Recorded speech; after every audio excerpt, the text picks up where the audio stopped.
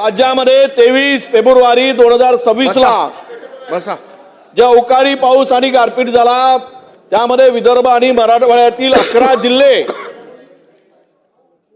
या ठिकाणी बाधित झालेत अध्यक्ष महोदय। यामध्ये रब्बी पिकाचं मोठ्या प्रमाणात नुकसान झालं। या गारपिटीमुळे चणा, डाळ, मूग सगळी पिकं, जो गहू आणि भाजीपाल्यांची सर्व पिकं नष्ट झालीत अध्यक्ष महोदय। एवढा प्रचंड गारांचा वर्षाव त्या ठिकाणी झाला, वादळी पाऊस होता आणि यामुळे त्या ठिकाणी शेतकऱ्यांचं खूप मोठ्या प्रमाणात नुकसान झालं। यामध्ये विदर्भातील चंद्रपूर, नागपूर, भंडारा, गोंदिया, यवतमाळ, गडचिरोली, सोलापूर, परभणी, हिंगोली, लातूर, नांदेड, धाराशिव या सगळ्या जिल्ह्यांचा यामध्ये समावेश आहे।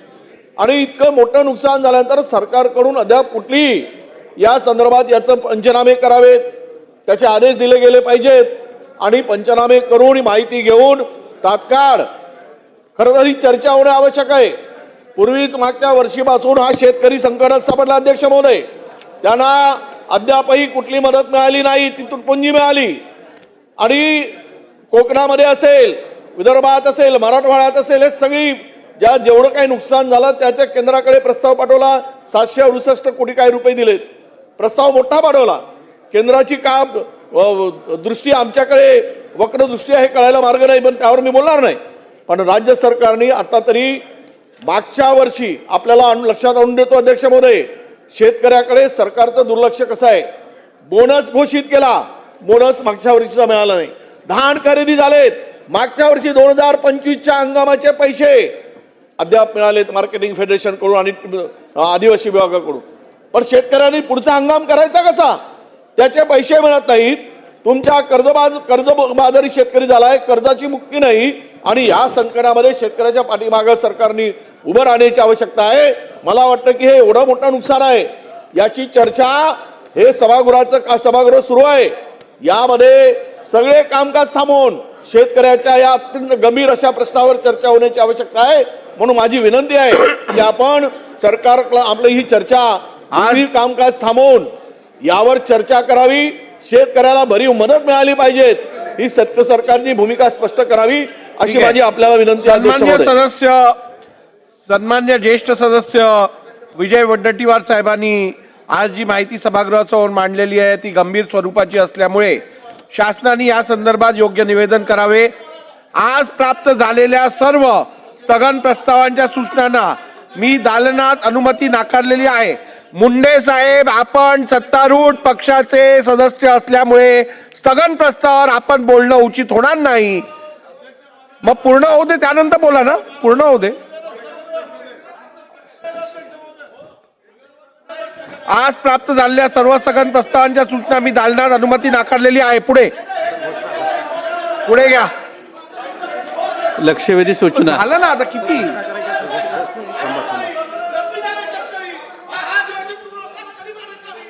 चला अध्यक्ष महाराज स्थगनवर बोलत नाही, पॉइंट ऑफ इन्फॉर्मेशन आहे अध्यक्ष महाराज।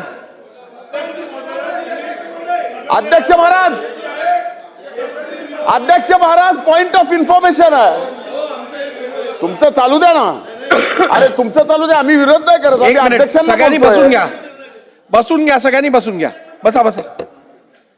बघा, या सभागृहात अलीकडच्या काळात ज्याला मर्जी होते तो उठून बोलायला बघतोय। आता इकडे स्थगन प्रस्ताव 8 नंबर आपल्या ऑर्डर ऑफ द डे वरती आहे। नियमाप्रमाणे मी 8 नंबर चालू केलं, स्थगन प्रस्ताव चालू आहे। प्रत्येक जण उठून मध्ये पॉइंट ऑफ इन्फॉर्मेशन। थोडं तर तुम्ही थांबा, जे कामकाज चालू आहे ते होऊ दे, त्यानंतर तुम्हाला देतो ना संधी।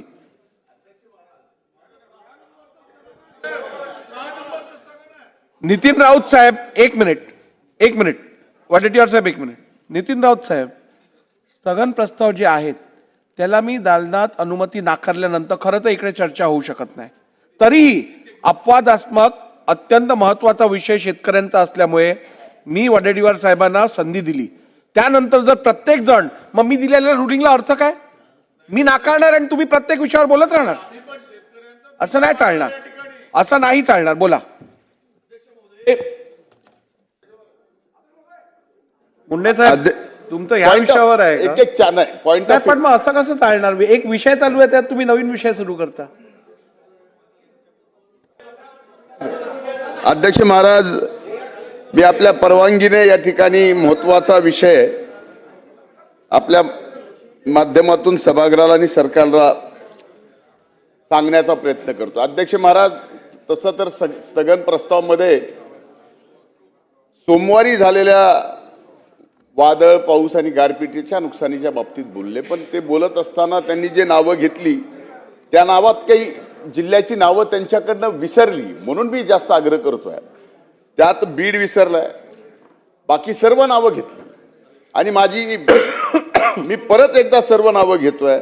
काल दिवसभरात बीड, नांदेड, लातूर, धाराशिव, मराठवाड्यातील,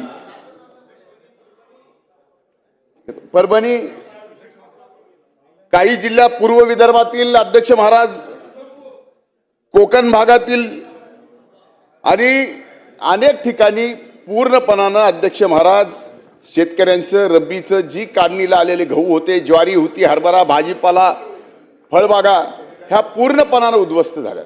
म्हणून माझी आपल्याला विनंती आहे, म्हणजे माझ्या मतदारसंघ बीडमध्ये तर माझ्या असेल, माजलगाव मतदारसंघात असेल, केज मतदारसंघात असेल, फार मोठं नुकसान झालं. म्हणून माझी विनंती आहे की माननीय महसूल मंत्री सुद्धा इथं उपस्थित आहेत, आदेश द्यावा की त्या ठिकाणी सर्व या जिल्ह्यातल्या जिल्हाधिकाऱ्यांनी याचे पंचनामे तात्काळ चालू केले तर या ठिकाणी कुठंतरी त्या शेतकऱ्यांना काहीतरी त्यांच्या पदरात पडेल, कारण यांचं 100% पीक काढणीला आलेलं संपलेलं आहे. अभिमन्यू पवार बोला. जे अवकाळी पाऊस ऐकू द्या ना, त्यांचं उत्तर तर घेऊ दे. या राज्यामध्ये जो अवकाळी पाऊस सुरू झाला आहे आणि काल विदर्भ, मराठवाडा आणि काही भागामध्ये नुकसानी झालं आहे अवकाळी पावसामुळे, अध्यक्ष महोदय, याचे सर्वेक्षणाचे आदेश माननीय मुख्यमंत्री चर्चा करून देण्यात येईल.